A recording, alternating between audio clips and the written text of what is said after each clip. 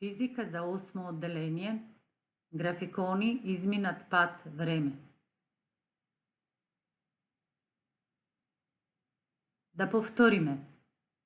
Промената на положбата на едно тело во однос на другите тела се вика механичко движење. Линијата што ги поврзува местата низ кои телата минуваат, при движењето се вика траекторија или патека. Во зависност од формата на патеката, движењата можат да бидат праволиниски и криволиниски. Должината на патеката што ја изминува телото за определено време се вика изминат пат. Патот можеме да го представиме во математичка форма, табеларно и графички. Да видиме како изгледа тоа. Например, дадено ни е движењето на едно тело и е зададено со равенката S да е еднакво на 5t, каде координатите се изразени во метри, а времето во секунди. Представи го истото движење табеларно и графички. За да го представам табеларно, ќе направам една табела од неколку колумни и две редици. Во првата редица ќе го ставам времето во секунди и ќе обележам 0, 1, 2, 3, 4, 5, 6 и така натаму. Во другата редица ќе го ставам патот кој што е искажан во метри, а вредностите што треба да внесам ќе морам да ги пресметам. А како? Според дадената равенка. S е еднакво на 5t. Ако t е 0, S е еднакво на 5 по 0. 5 по 0 е 0, па пишувам под нулата секунди 0 метри. Потоа одам во втората колумна. Ако времето е 1 секунда, 5 по 1 е 5. Значи за 1 секунда телото ќе помине 5 метри. Потоа одам на 2 секунди. 5 по 2 е 10. 3 по 5 15 и така натаму. Сега кога ја нацртав оваа табела и кога ја пополнив, многу лесно можам да конструирам и еден графикон на ова движење. На оската на времето ќе одредам должина на одсечка која што ќе ми представува 1 секунда. Се решив тоа да бидат одсечки со должина од 1,5 cm и нанесов 7 такви одсечки. Додека на оската за патот, односно на Y оската, ги нанесов одсечките и секоја одсечка ќе биде со должина од 1 cm, а секој тој 1 cm ќе ми ја представува должината на патот од 5 метри. И сега ја препишувам табелата, само што сега ќе ја представувам графички. Имам 0 секунди, 0 метри. Тоа е самиот координатен почеток. Потоа имам 1 секунда, 5 метри. Од единицата ќе повлечам права паралелна, од 5 исто така паралелна права, таму каде што ќе се пресечат ќе обележам точка. Потоа 2 секунди, 10. Таму каде што ќе се пресечат овие прави, таму ќе обележам точка. Потоа од 3 влечам паралелна права, од 15 влечам паралелна права, таму каде што се пресечат ќе обележам точка. И на крај ќе повлечам една права која што ќе минува низ координатниот почеток и низ сите исцртани точки. Тоа ќе биде графикон на движењето кој што е зададен со ова равенка S да е еднакво на 5t. Сега ќе се подсетиме што сте учеле по математика во 7 одделение. Ќе отидеме во учебник на страна 235, задача 1.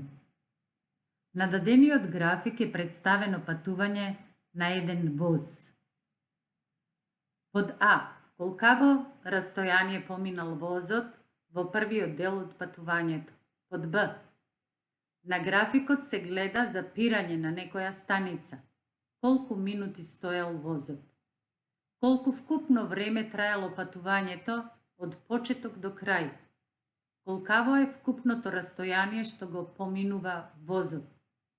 Кога возот патува најбрзо, објасни го твојот одговор. Ако го изанализираме графикот на ова движење, ќе видиме дека под барањата А, Б, В и Г дури нема потреба од никакво сметање, се можеме да прочитаме од графикот, а додека под Д имаме неколку опции, или да се снајдеме да прочитаме, или да пресметаме и да дадеме конечниот одговор. Па ќе одиме да решаваме едно по едно. Одиме под А. Колкаво растојание изминал возот во првиот дел од патувањето? Како што забележавте, на оската за времето имаме часови и се решив дека 1 час да ми биде представен со 4 центиметри. А на оската за патот е даден во километри и тука исто така одредив 4 центиметри да ми представуваат 100 километри. И сега го наблюдувам движењето и забележувам дека во првиот дел движењето траело 1 час. За тој 1 час телото поминало пат представено во графикон од 3 центиметри. Значи 3 четвртини. 3 четвртини од 100 е 75. Значи телото поминало 75 километри. Значи можам да пресметам, да подкрепам со сметањето, а можам да прочитам и директно од графиконот. Под Б. На графикот се гледа запирање на некоја станица. Колку минути стоел возот? Гледаме дека времето е дадено во часови. Што значи тоа? Периодот кој што возот стоел на станицата ќе треба да го искажеме во минути, а не во часови. Значи ќе треба да знаеме и да претвориме часови во минути. Гледаме дека возот во вториот дел од патувањето всушност стоел на станицата, зашто рековме кога во координатниот систем ќе добиеме некоја одсечка која што е паралелна со оската на времето, дека всушност тоа е тој период кога телото при своето движење мирува. Колку време мирувало? Тука имаме повторно 1, 2, 3 центиметри, 3 од 4, значи 3 четвртини од часот. Знаеме дека 1 час има 60 минути. 3 четвртини од 60 се 45 минути. Тоа го прочитуваме и запишуваме. Тоа е барањето под Б. Одиме следното. Под В. Колку вкупно време траело патувањето од почеток до крај? Самиот почеток е почеток на координатниот систем и ја гледаме последната точка, влечеме права кон оската на времето, забележуваме дека ја сече на 2 центиметри. Избројуваме цели часови, а 2 центиметри се всушност половина од 1 час кој што сме го обележале во овој координатен систем. Тоа можеме да го запишеме на овој начин: 3 часа и 30 минути, или можеме да запишеме 3,5 часа, или па можеме и овие 3 часа да претвориме во минути, па ќе имаме 3 по 60, 180 и овие 30, 210 минути. Значи, како и да се решиме, зашто во самата задача во барањето не е дадено во која единица мерка да биде искажано решението, па ние сме тие што ќе се решиме како ќе биде пресметано. Одиме сега под Г. Колкаво е вкупното растојание што го поминува возот? Последната точка влечеме права до оската на патот и гледаме дека ја сече 1 центиметар над 200. Зашто рековме дека 4 центиметри ни означуваат 100 метри. 1 центиметар ќе биде 1/4 од 100. 1/4 од 100 е 25. Имаме две цели одсечки по 100, тоа е 200, и овие 25, тоа е 225 километри, и тоа и го запишуваме. И ми останува уште да пресметаме кога возот патува најбрзо и да го објасниме нашиот одговор. Можеме да пресметаме знаејќи дека брзината е еднаква на количникот од патот и времето. Лесно е да прочитаме колку изнесувал патот, колку изнесувало времето и да поделиме и ќе ја добиеме вредноста на брзината, а можеме исто така да повлечеме прави, односно да ги продолжиме овие одсечки од секој дел, од секоја делница од патот и да видиме каков агол градат со оската на времето, односно со позитивниот дел од оската. И ако овој агол го обележам со 1, тоа е за последниот или четвртиот дел од патот. Ако за првиот дел од патот веќе почнува од координатниот почеток и гради некаков агол, тоа е овој агол. И спуштам ова одсечка што е третиот дел од движењето до оската на времето и гледам дека овој агол е најголем. Значи, за V4 е најмал, па V1 е нешто поголем, а V3 е најголем. И според аглите можам да утврдам и да тврдам дека во третиот дел од ова патека или од движењето на возот се движел со најголема брзина. Истото тоа го докажав и со пресметките, со сметањето. Значи, во првиот дел добив дека S врз T, значи овие 75 врз 1 час, добив дека се работи за 75 км на час. Во вториот дел оска која што е паралелна со оската на времето, реков дека во тој дел брзината е 0, зашто телото мирува. Во третиот дел имам 125 км врз 1 час, толку траело движењето, тоа е 125 км на час. И во четвртиот дел 20 км врз 0,75 часа и добив дека во тој дел телото се движело со 26,67 км на час. Значи, возот патува најбрзо во третиот дел од патот.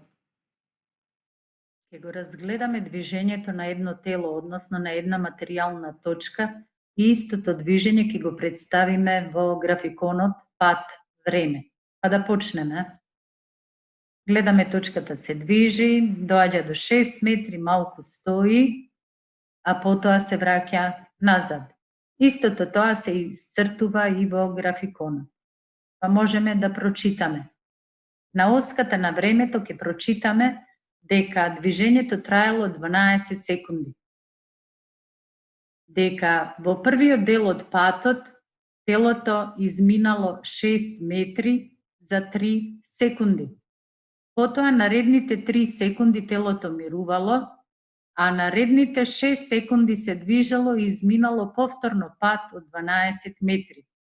Ако ги собереме патиштата во првиот и во вториот дел, ќе добиеме дека и должината на патот изнесува 12 метри. Да видиме сега како GeoGebra го опишала овој пат. Вели дека во првиот дел од патот телото се движило со 2 метри во секунда, потоа 3 секунди дека мирувало и во третиот дел дека се движело со минус 1 метар во секунда. Ова минус ни кажува дека се работи, односно телото се движело во спротивна насока на она со која што се движело во првиот дел од патот. Позната ни е и брзината, сме ја учеле, и сега ќе ја напишеме и равенката и ќе пресметаме да видиме дали тоа што е напишано и е точно. Знаеме дека брзината ја обележуваме со мала буква В, а кажавме дека В е еднакво на S врз T. Односно дека брзината е количник помеѓу патот и времето. Па во првиот дел патот е 6 метри, а времето е 3 секунди. 6 делено на 3 е 2 и добиваме дека брзината во првиот дел од патот е 2 метри во секунда. Додека во вториот дел од патот имаме повторно должината на патот од 6 метри, а времето за кое што се изминати тие 6 метри е 6 секунди. 6 делено на 6 е 1 метар во секунда, а реков веќе овој минус е затоа што телото се движело во спротивна насока. Да видиме и дополнителни објаснувања. Единицата мерка во која што е искажано движењето е метар во секунда. Должината на патот е 12 метри, а додека финалната цел на движењето било да се врати повторно во првобитната положба, односно на 0 метри. Тука имаме еден QR код кој што ќе ве однесе на GeoGebra. Можете да прочитате готови координатни системи, графикони, а можете исто така и самите вие да си креирате и да конструирате нешто.